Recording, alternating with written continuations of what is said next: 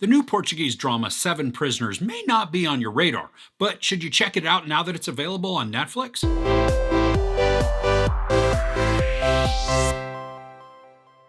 To provide a better life for his family in the country, 18-year-old Mateus accepts a job in a junkyard in São Paulo. But when he and a few other boys become trapped in the dangerous world of human trafficking, Mateus will be forced to decide between working for the very man who imprisoned him or risking his and his family's future. The movie stars Rodrigo Santoro, who I recognize most as Carl from Love Actually and Xerxes from 300, but I do know that he's also recently been in Westworld. Here he plays Luca, a guy who runs a junkyard that takes on some boys from the country as workers. And when I say takes on, I really mean that he forces them to work for him until they can pay off their debt to him.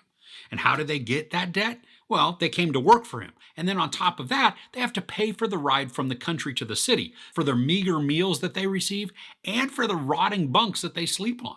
It's a made-up cycle of charges designed to keep these young men as indentured workers. I mean, it's a human trafficking scheme that's disgusting and maddening. We first meet Mateus, one of the young men who's going to the city to work, and he is intelligent, he comes from a loving family, and he has big dreams for a promising future. The other young men that are going at the same time all have big dreams too, but from what we learn, they don't come from the best family situations, and they're also not too well educated. Mateus is able to stand out because of his smarts, but it's not always seen as a positive within the horrendous environment of the junkyard. The film does a good job of setting up the dynamic of the young men. I mean, they garner a fast camaraderie as they make the long car ride into the city. And when they arrive, they're all excitedly expectant at the prospect of having work that's going to provide a wage that they can then send back to their families. The story captures the joy of being in a new place, sharing experiences with newfound friends, and it creates a small sense of ease. But we can also feel this underlying dread almost from the moment they arrive, even if it hasn't been revealed why at that moment. When reality sets in on their situation, that's when we see the tensions rise and the actors differentiate themselves through their reactions, all of which feel legitimate. I mean, one breaks down, one wants to fight, one is just quietly resigned to the situation, and another is weighing all of the options, thinking several steps ahead. The setting of the junkyard is nasty and dangerous looking, but it's made even more so because of Luca and his henchmen.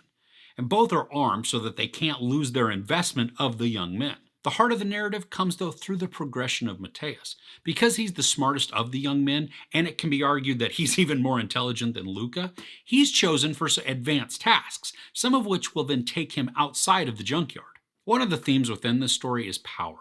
We see power exerted over the young men by Luca, who even tries to create an internal hierarchy between the young men by elevating Mateus and giving him more responsibilities.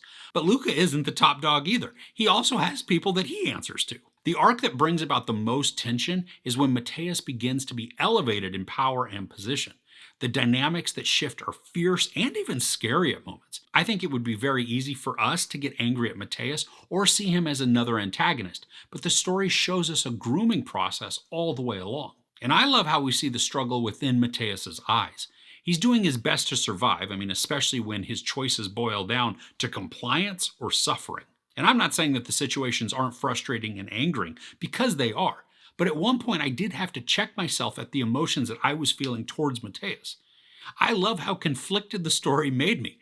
I want to support, condemn, and justify his actions all at the same time, which makes my head hurt because those don't feel like they should work in harmony. There are more than a few times where I was pretty much yelling at the screen for Mateus to stand up for himself, or to make a move that could allow him to escape.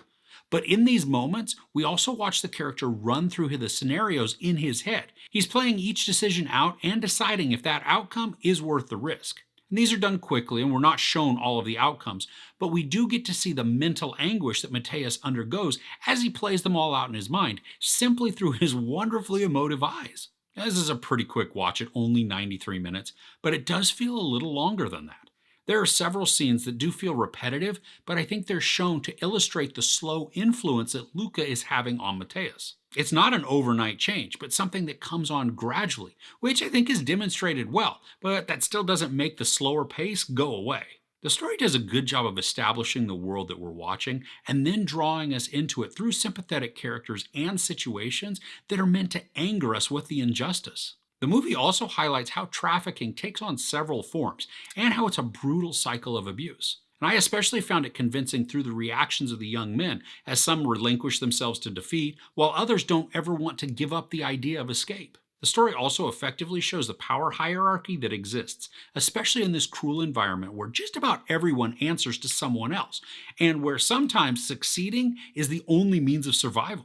I think maybe the weakest aspect of the film, or maybe it's just the most frustrating, is that there's not really a satisfying conclusion to this. I mean, it may be a realistic one, but it's quite depressing and one that feels hopeless in just about every aspect.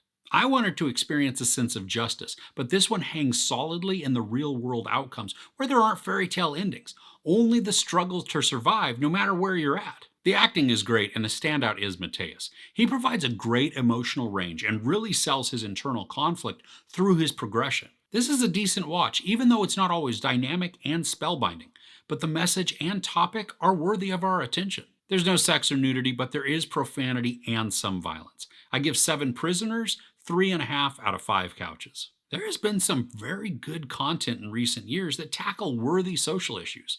Are there any that stand out to you as particularly good? I'd love to hear about them in the comments below. If you enjoyed this review, please give it a like. Also, don't forget to share and subscribe. I'm Chris. This is Movies and Munchies. Thanks for couching with me.